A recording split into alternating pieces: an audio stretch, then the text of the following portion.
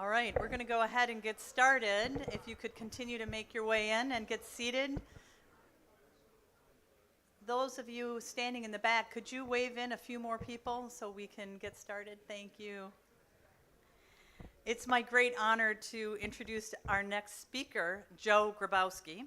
And before I introduce Joe, I want to introduce myself. My name is Emily DeRotstein. I'm the executive director of the Chesterton Society.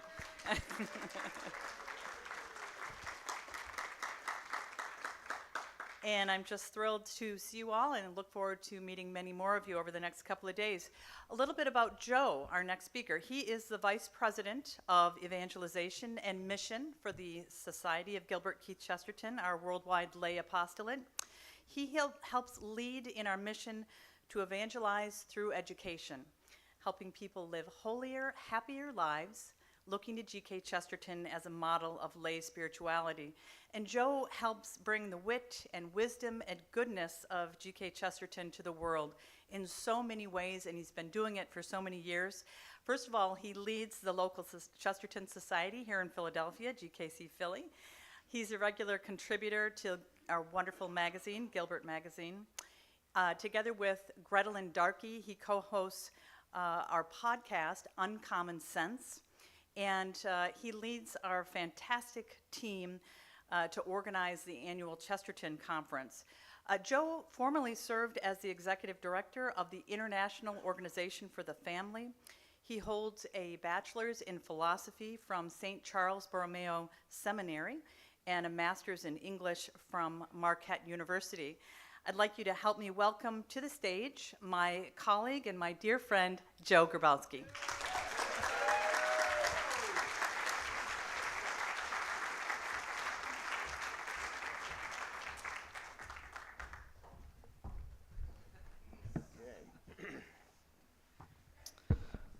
All right, try to stay on time here. Good morning.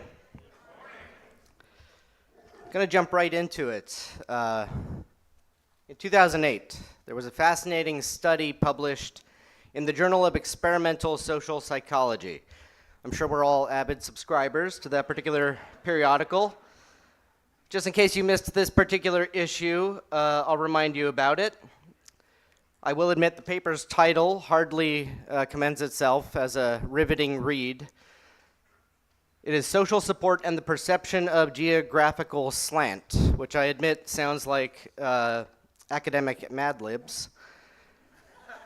But the paper was really interesting. Essentially, it reported on and analyzed two experiments conducted at the University of Virginia and the University of Plymouth in the UK. The premise and structure of the experiments was very simple. Scientists, in each case, stationed themselves in a flat area at the base of a hill on their respective university campus. And then they waited for random passersby and engaged them to ask them to estimate the slope of the hill. Of course, estimating the slope or grade of a hill is a very subjective thing, so the scientists did try to add a little bit of objectivity to the process. Each person was first given a backpack loaded with weights equivalent to 20% of their body weight. I guess in Zuck's case, that was a Snickers bar. The researchers then used two different feedback mechanisms to estimate the hill's slant, a visual tool and a haptic instrument. The visual tool was what you see on the screen here, just a scale that would help standardize the estimation of the slope. The haptic tool was a board against which a person would place their palm while facing the hill, and then they could kind of, use a manual way of estimating the slant of the hill. And that was basically it. That was the experiment. And the scientists took the data and then published their results, and as you can see, it was fascinating.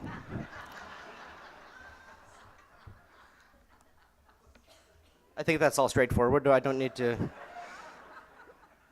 No, I will explain the data to you. But first, there's two things that I left out of the description of the experiment, because you're probably wondering what this has to do with friendship. You see, in the first experiment in Virginia, some people were asked as they walked singly by the hill to estimate its slope, whereas other people were asked while they walked by in pairs with a friend. And the study authors note that while the scientists didn't deliberately arrange it this way, it happened to be that all but one of the pairs were same-sex friends and species, unlike what you see on the screen. So it just happened to be that they were best friends rather than couples. And the researchers found something quite interesting when they summarized the data. Those who were asked to estimate the slant of the hill alone estimated it on average as being 10 to 20% steeper than did those who were with a friend. Now, in the case of the second study in England, this only involved individuals. Here, however, there was a somewhat different process. They still used the weighted backpack and the visual and the haptic instruments to measure, but in this study, they first guided the participants through a relaxation exercise, basically to limit any pre-existing conditions of stress or anxiety that might be influencing them. And then randomly, each person was asked to think of a specific encounter in their life with a particular person, really to try to imagine and visualize that person. But these visualizations were split into three different categories. First, positive.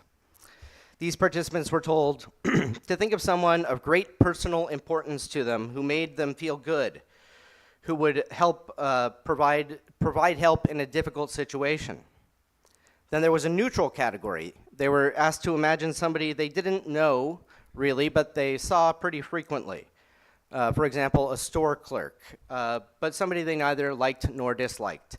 And then finally, negative. These folks were asked to think of someone who was important to them, but who had betrayed them or disappointed them in a time of need. And with the background of the first experiment in mind, you could probably guess the results. This study found that the gradations within the estimates correlated, as you would expect, that those who were imagining a positive encounter, a friend, estimated the hill as less steep, whereas those who were imagining an enemy or somebody who had betrayed them estimated the hill as much steeper.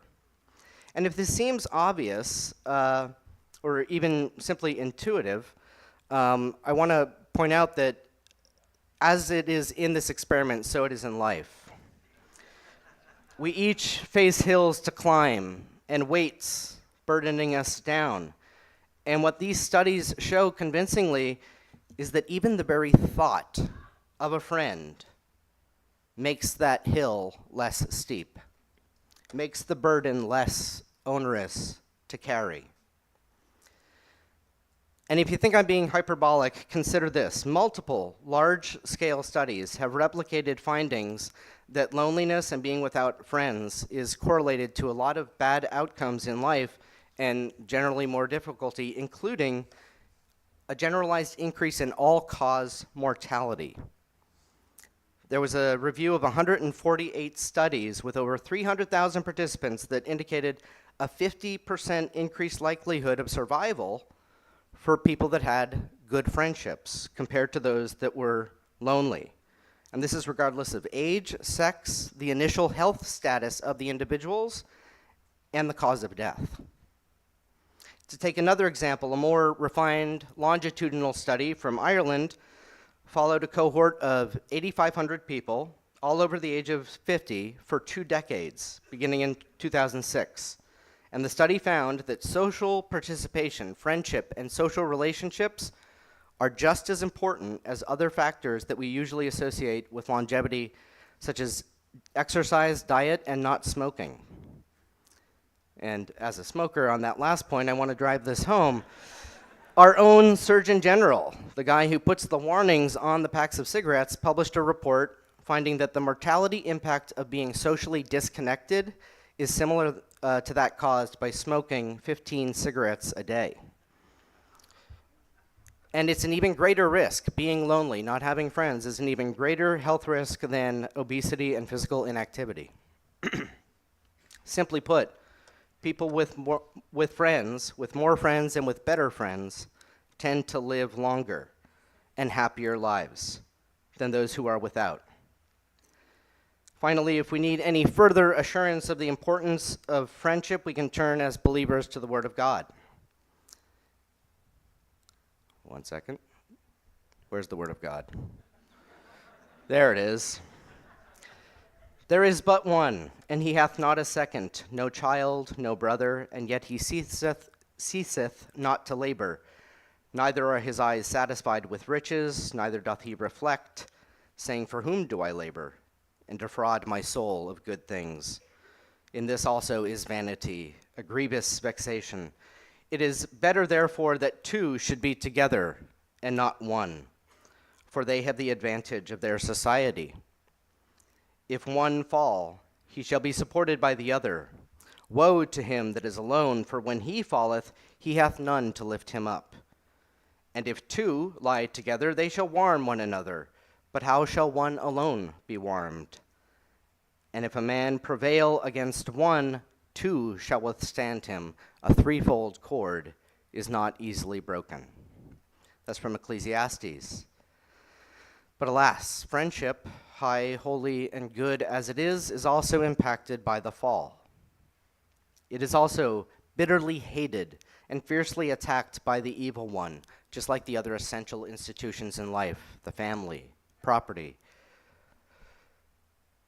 And in recent times, we must admit that this crisis, this attack, seems to be greater than it has ever been. The Survey Center for American Life polled Americans in 2021 about their close friendships, and they compared these results to a survey taken in 1990. The decline in friendship in the intervening decades is very clear and alarming. In 1990, only 3 out of 100 Americans said that they had no close friends, but in 2021, that number had quadrupled to 12. On the other end of the spectrum, in 2021, 13 in 100 Americans said that they have 10 or more close friends, but in 1990, 1 in 3 Americans said that they have 10 or more close friends. In 1990, the percentage of men who reported having 5 or more close friends was 68%, women 60%, whereas in 2021, only 41% of men reported having 5 or more close friends, 37% for women. In 1990, only 12% of men reported having 3 or fewer close friends. A negligible percentage said that they had no friends. Women, almost 40% reported having 3 or fewer close friends. However, today, for both sexes, it's close to 50%. And most alarmingly of all, 15% of men and 10% of women, an aggregate of 12% in our society, say that they have no close friends in their life outside of their families. But even this might not be the worst of it. That's, after all, just one set of data. There are other data, even more alarming. An earlier study looking at adults between 1985 and 2004 found that over 50% of adults in America reported having no close friends, compared to just over a third back in the 80s. And they reported that the modal number of close friends among adults was 0. The modal means the number that appears the most in the data. Now, if you're paying close attention, you'll have noticed that there's a big difference between those numbers, And how do we reconcile this? I grant that the years are staggered, but there are a few potential explanations for this. You have methodology. Of course, that's partly explanatory. I think there are 2 different significant factors. First, a change in culture and a change in language.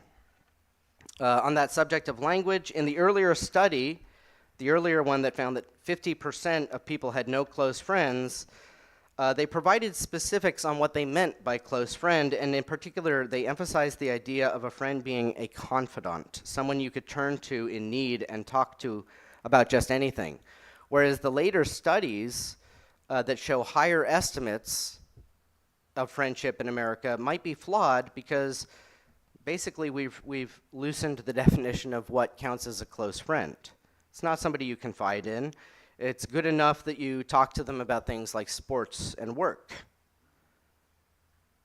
The second factor, of course, as I mentioned, was a change in culture. If we evaluate the period from 1985 to 2004 versus 90 to 2021, there has been a huge shift in culture. We've gone from Frodo and Sam to Zuck and Musk.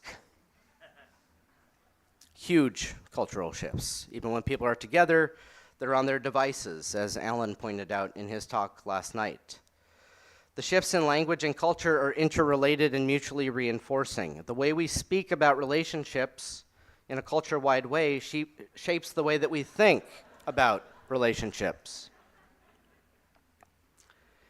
If you don't believe me, think about the way we've changed language describing other relationships like partner, spouse, husband, wife.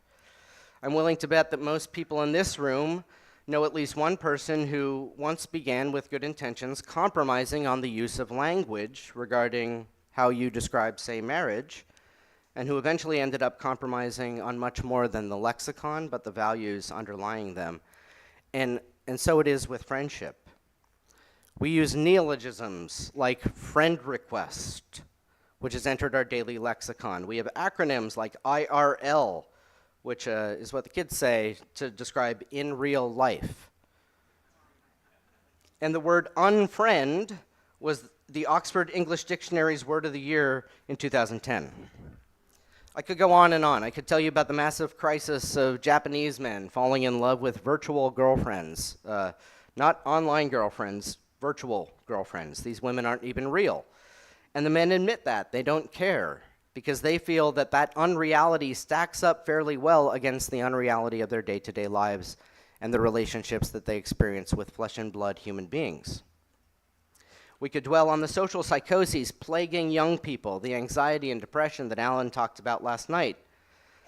Young people are struggling to find communities to which they belong, and it's no surprise that they find people online who are anxious to recruit them into their special communities and then feed them dangerous and poisonous exogenous hormones to disrupt their fertility. Or we could just sit here navel-gazing and talk about the great edification that we've all received from social media since 2016, I'm sure, right? In the last 2.5 election cycles, we've all probably been unfriended more than a few times. But I don't want to dwell on the negatives. We're Chestertonians. We don't wallow. We don't fixate on failures. Instead, we look to the ideal, and we try to live up to it. And so we'll turn to Chesterton. In his introduction to What's Wrong with the World, Chesterton answered the title question very succinctly. What is wrong is that we do not answer what is right. So let's focus the rest of the talk on what is right. First, though, I do have a confession to make. Reminiscent of Chesterton, he called his book What is Wrong with the World. Then he says that the basic answer to that question is that it's the wrong question. My talk is, did Zuck unfriend us all? That's a bait and switch. No. Social media is not at the root of the crisis of friendship. It's a fruit of the underlying problem. Social media was the tip-off point for me, though, about what that underlying problem is. Social media is where we see the failure of the ideal of friendship most spectacularly, but it's been going on for a long time. And to learn about that, we'll read Chesterton here at length. So bear with me through this pretty lengthy quote. It's not fashionable to say much nowadays of the advantages of small community. We are told that we must go in for large empires and large ideas. There is one advantage, however, in the small state, the city, the village, which only the willfully blind can overlook. The man who lives in a small community lives in a much larger world. He knows much more of the fierce varieties and uncompromising divergences of men. The reason is obvious. In a large community, we can choose our companions. In a small community, our companions are chosen for us. The men of the clan live together because they all wear the same tartan, or are all descended from the same sacred cow. But in their souls, by the divine luck of things, there will always be colors more vibrant and various than the tartan. But the men of the clique live together because they have the same kind of soul, and their narrowness is a narrowness of spiritual coherence and contentment like that which exists in hell. A big society exists in order to form cliques. A big society is a society for the promotion of narrowness. It is a machinery for the purpose of guarding the solitary and sensitive individual from all experience of the bitter, embracing human compromises. It is, in the most literal sense of the words, a society for the prevention of Christian knowledge. If we were tomorrow snowed in on the street in which we live, we should step suddenly into a much larger world than we have ever known. It is the whole effort, though, of the typically modern person to escape from the street in which he lives. He says he is fleeing from his street because it is dull, but he is lying. He is really fleeing from his street because it is a great deal too exciting. It is exciting because it is exacting. It is exacting because it is alive. He can visit Venice because to him the Venetians are only Venetians. The people in his own street are men. Now, I know that's a very lengthy quotation, but these observations were really useful for me in delineating the root of the problem. Chesterton wrote these things well before the advent of the so-called social network. It took a long time for me to realize that localism really was the answer to the problem, the crisis of friendship that is facing us. And so I went back in my own history and tried to imagine how this crisis has gotten to be as bad as it is today. I went down memory lane. I went and found my early Facebook. I'm going to embarrass myself here. This is my first ever Facebook interaction nearly 2 decades ago. Joey G, I'm the first person to write on your wall. Yay. How are you doing? I miss you. I hope all is going well. Redacted. Def stopped by over the holidays. Take care, love you. As I scrolled through my activity feed for the following months, I was kind of puzzled because I saw a lot of messages from other people and nothing that I had written myself, but I was forgetting that that's what the platform was. It was a very different place in the early days. Only people with an edu email address during a very specific number of years will remember this look to Facebook. During those halcyon days, Facebook didn't allow you to post links.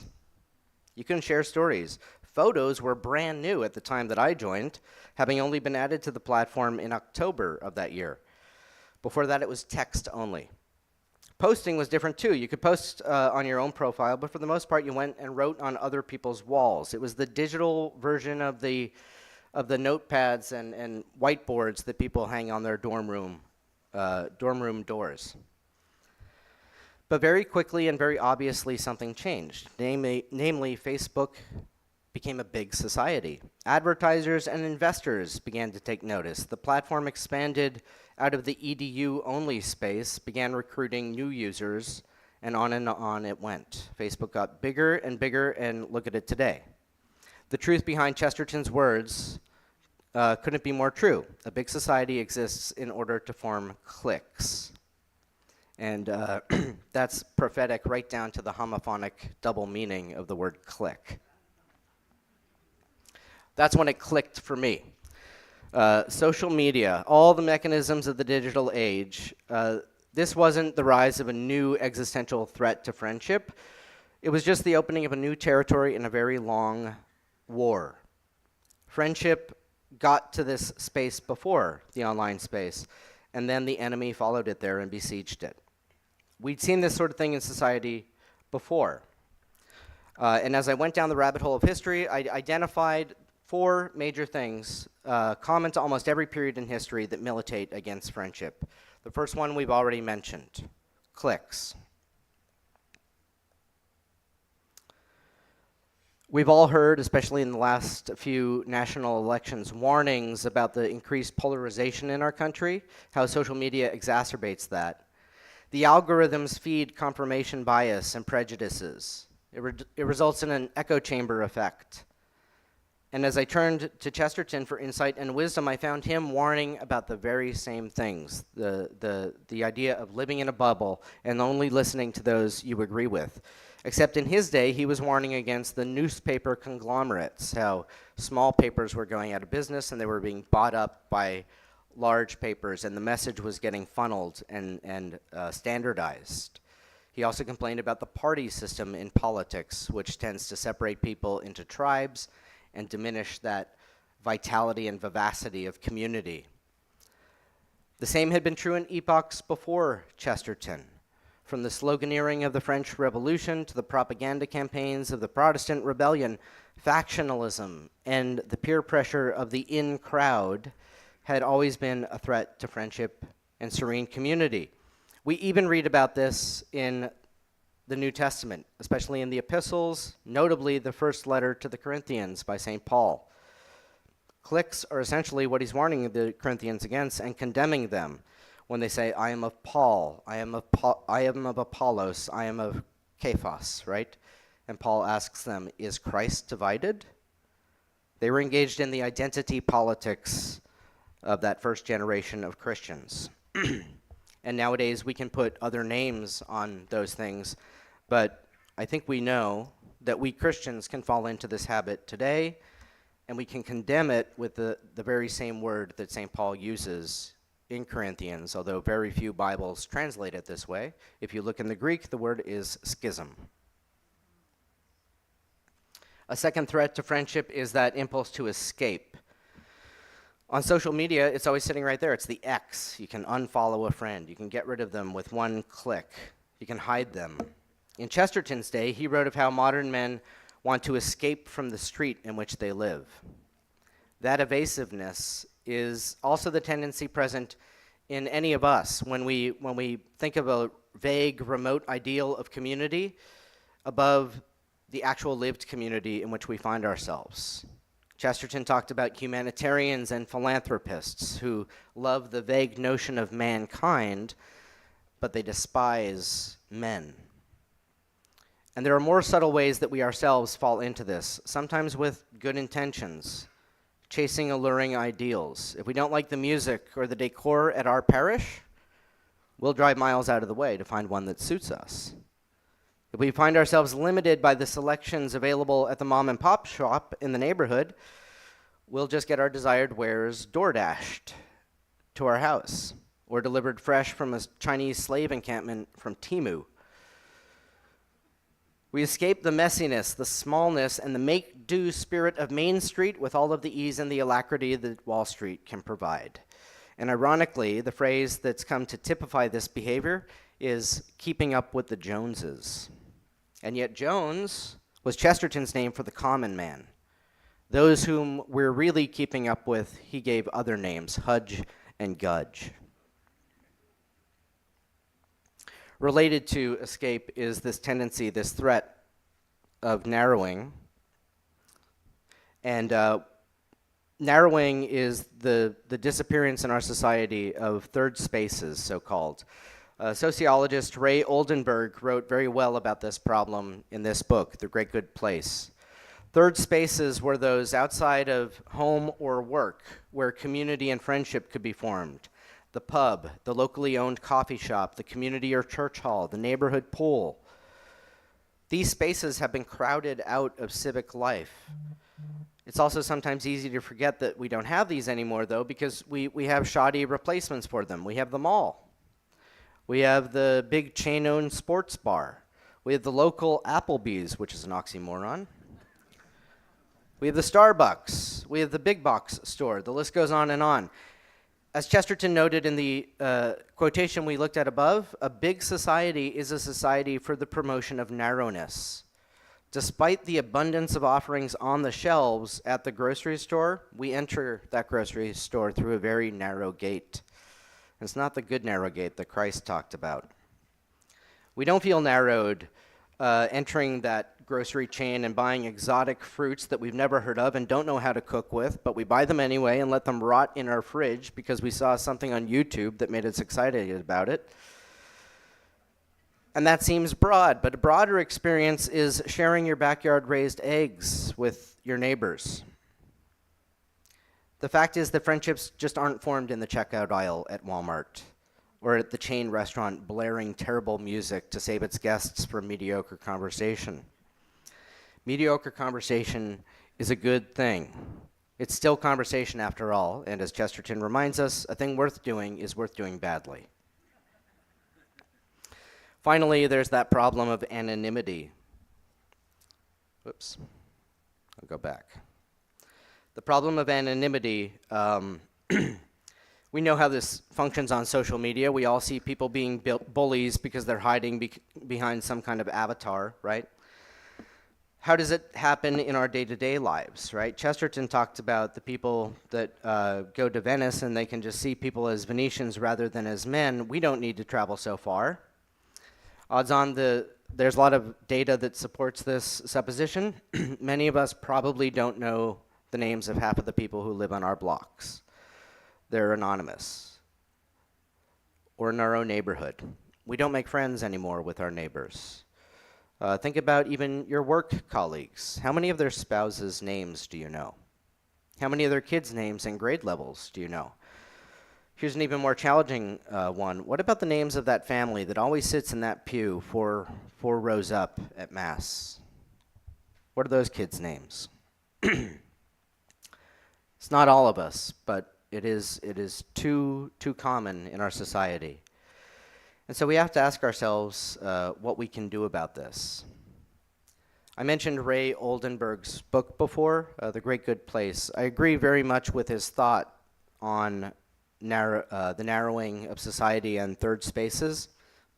But there's one thing in his description that I have to disagree with vociferously. He said that one of the chief characteristics and values of third spaces is that they are on neutral ground. He said, friends can be numerous and often met only if they may easily join and depart one another's company, and only if people do not get, quote, uncomfortably tangled in one another's lives. As I said, I couldn't disagree more. And I think Chesterton would side with me. He wrote, we make our friends, we make our enemies, but God makes our next door neighbor. Hence he comes to us clad in all the careless terrors of nature.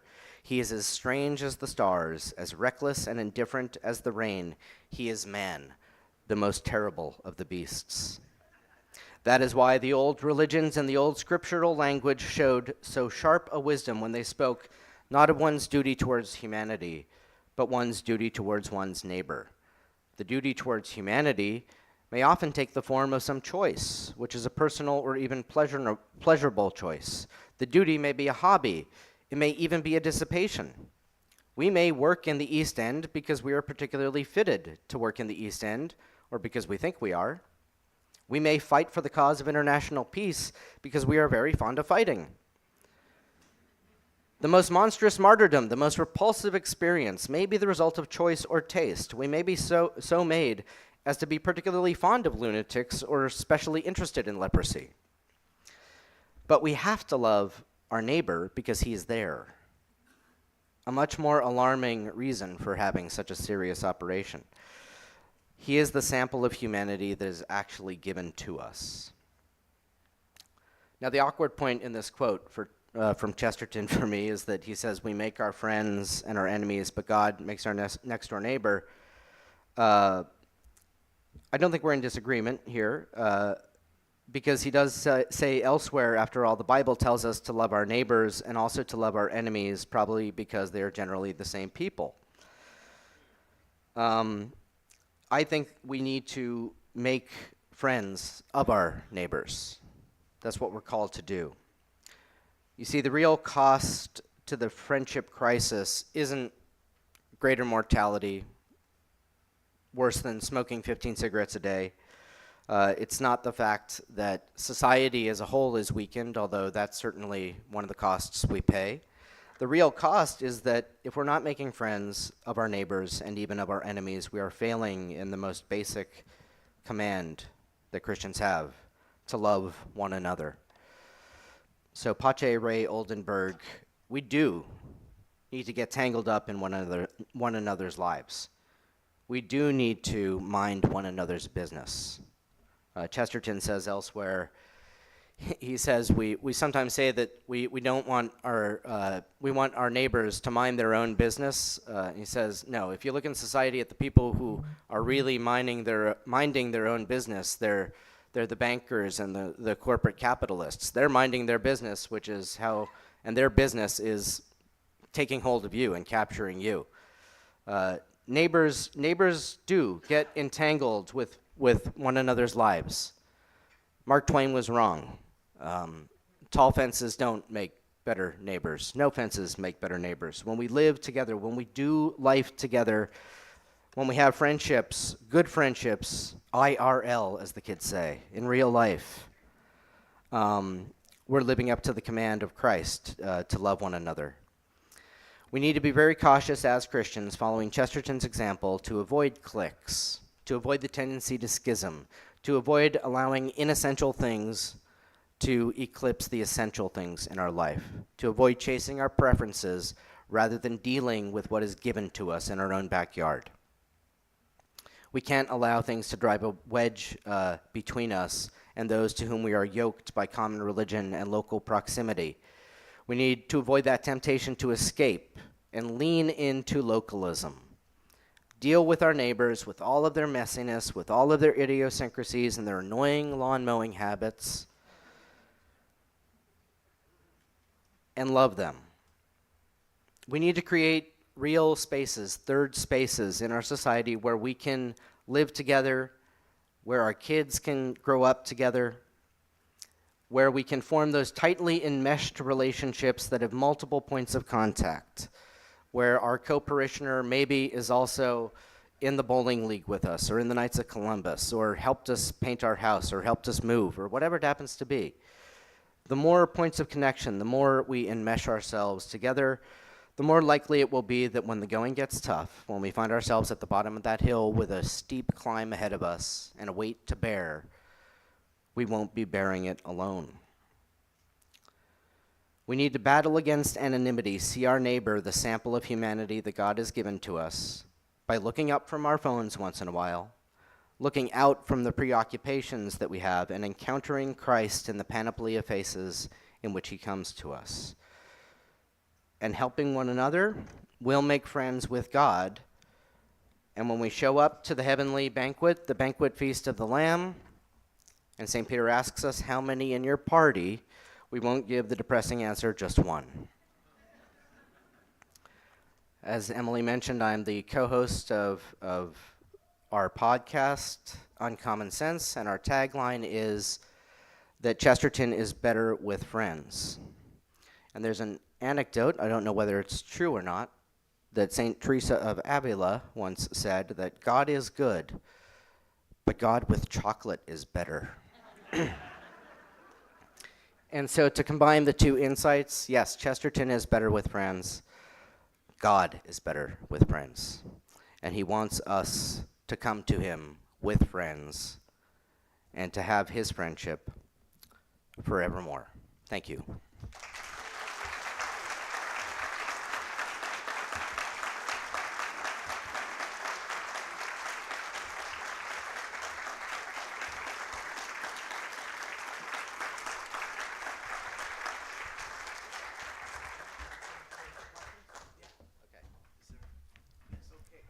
Yep, so Greg's getting the mic. I do have some time for questions. Just wait for the mic to get to you if you have a question so that people on Huba at home can tune in.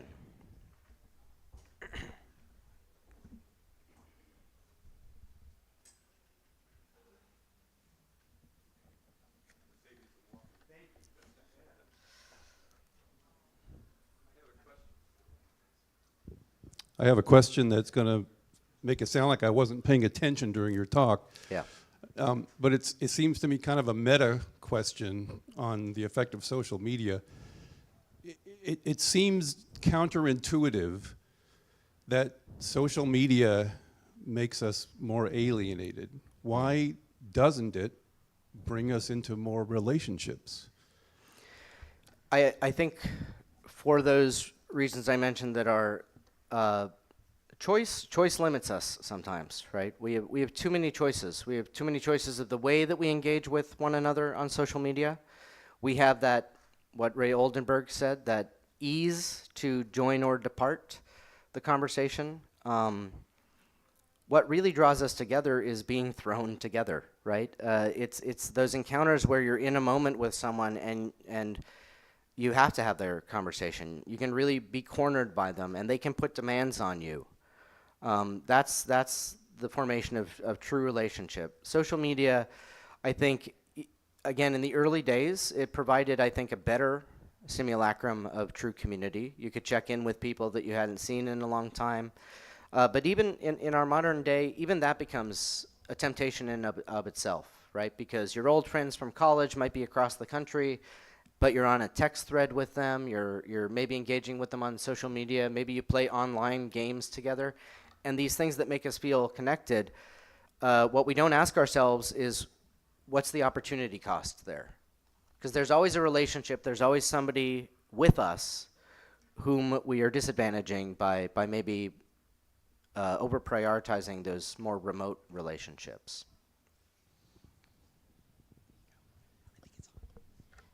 Thank you for the really awesome talk. I have a twofold question, both about youth. And the first is, I'd like to hear your thoughts about the terrible impact of the pandemic on young people and on how isolated they are from society, especially like nothing was worse for me than teaching a pen over the pandemic, over Zoom, and just seeing empty black boxes in the space of heads. And reading their writings, no longer are our Ivy League students literate, they also can't interact with one another. And so we've got a ton of graduates who don't know how to interact with one another and engage in those real friendships. The second part of my friendship is, the second part of my question, not friendship, is that young people, not only have they graduated with this new experience of being isolated from everyone, even in their university days, young people are also necessarily, due to job markets, not as embedded in their communities. Like, we can't afford houses, so we are just locked in apartment complexes where it's a rotating door of people whom we just very often can't get to know very well. And often young people, you know, they might move from New York to Philadelphia to DC with very little continuity in between, and it becomes very hard for young people to maintain consistent communities. So I would like to hear from you just how Chesterton and you would fix this.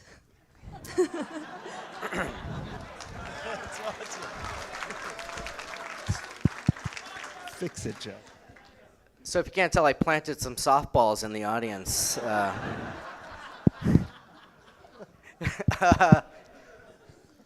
Well, so on the first point, nobody's gone to jail, which is a shame. Chesterton said that it's a tragedy to think of how few politicians are hanged. Yeah, the crime against our society that was that whole lockdown fiasco, especially on our young people, will just pan out for decades to come, and we'll be picking up the pieces of it. All the more reason we need to be attentive to the needs of our neighbors and be paying attention to those and loving people through that part of the crisis. Young people are struggling much more than the general population with this disassociation that is endemic throughout society. So that's the answer to your first piece. The second piece, the answer is localism. The answer is the distributist thesis that Chesterton and Belloc expounded and developed out of the Catholic social teaching of the Church. Easy, right? The Christian ideal has not been tried and found wanting. It has been found difficult and left untried, and it will be difficult. However, I think the only way we're going to get it done is doing it together. And we can start to form those small enclaves, those small efforts where real community exists. For young people, you know, the art of the impossible needs to be kind of our imagination as Christians, right? We're a unique age. We give up on things much more easily, and we don't try to find the answers. So the answer to the housing crisis for young people, is simply due to lack of imagination, and also the imbuing of ideologies like the so-called American dream, and like, you know, I think that many of us and many in our society have a spare room in their house that they could rent out. There's a lot of young people who could be hired as au pairs and come in and help out with the kids while they're doing their studies, for example. There's a lot of huge areas of housing that is empty where we could figure out how to convert those into community living spaces. So, yeah, it's all possible. You know, the resources and the tools are there, but we lack the courage, we lack the imagination and the virtue to do it. And so it starts small. You know, I don't think, you know, there's no big solutions to this. I'm not looking to the coming election in November to shape all that up for us. I don't think that the problem will be solved that easily. It's going to be each of us carrying our burden, but sharing it with others, and just striving to not only make our own lives better, but make the lives of those around us better. Yeah, we got time for more. Oh, that's good. I'm glad there's time for more. I have a really Sorry. close friend named Joe Grabowski, and he's uncannily like you. Yeah. So plug for the Knights of Columbus. Joe and I are Knights together, and that's a good location for men to gather. And for instance, when we go out once a month, we turn heads, a group of men hanging out at the bar for the real meeting, the meeting after the meeting, and people engage us and join with us. Follow-on question, though, to the young woman, for maybe young people or people who just got out of college who suffered through the isolation of the pandemic. Of course, they should be encouraged to join these existing groups, but if they are struggling to even engage one-on-one with people, even their peers, because of all of the challenges that they've had, is it better, or if they struggle to join an existing group, is it better for them to still make the effort and try, or should they attempt, if they have that skill set, to create some sort of community amongst themselves and their peers, although it might be more difficult, or should they try both?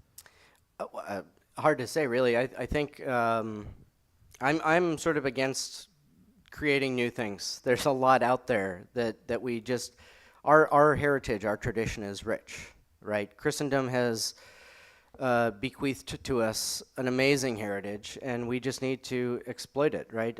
Peter Maurin, the co-founder with Dorothy Day of the Catholic Worker movement, he said that, you know, the church's teaching, the heritage of the social teaching of the church is the dynamite of the church, and we need to blow it up. We need to explode it. It needs to be utilized. And so groups like the Knights of Columbus, other fraternities and organizations, and just the kind of fraternity and socialization that can be done on the parish level, and actually leaning into and joining a parish, those are the things that I think would help. Chris? Yeah, is that, there we go. Actually, you've already started to answer what I was going to say. Benedict XVI, of dear memory, if I had to summarize his thought, says man is made for worship of God and for friendship, so liturgy and the bonds of friendship. And both of these things find expression in the parish. In fact, I think the parish has a unique and indispensable role. The restoration that you're describing can't be done without it. The church has given us the structure. And you see places where the parish, in addition to the liturgy, which of course is the thing from which everything else proceeds, has all these other corporal and spiritual works of mercy as the events around which these friendships are formed.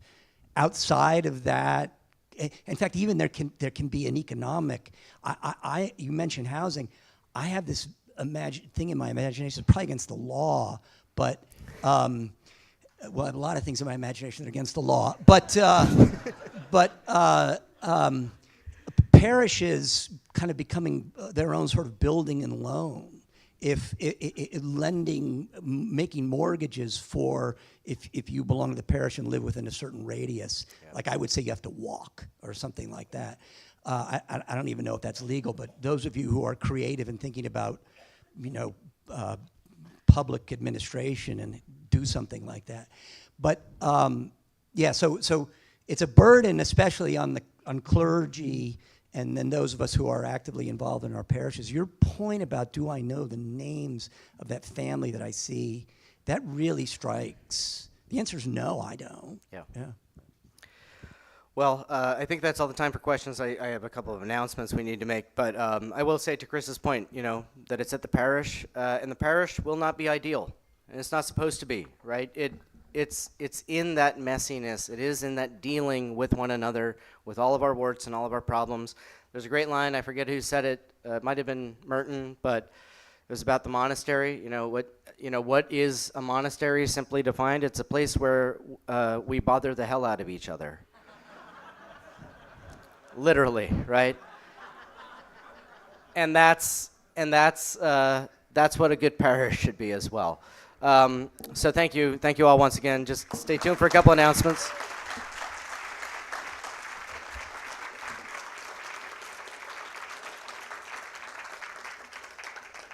All right, if you have a gray Subaru and you're from Tennessee and your license plate begins with B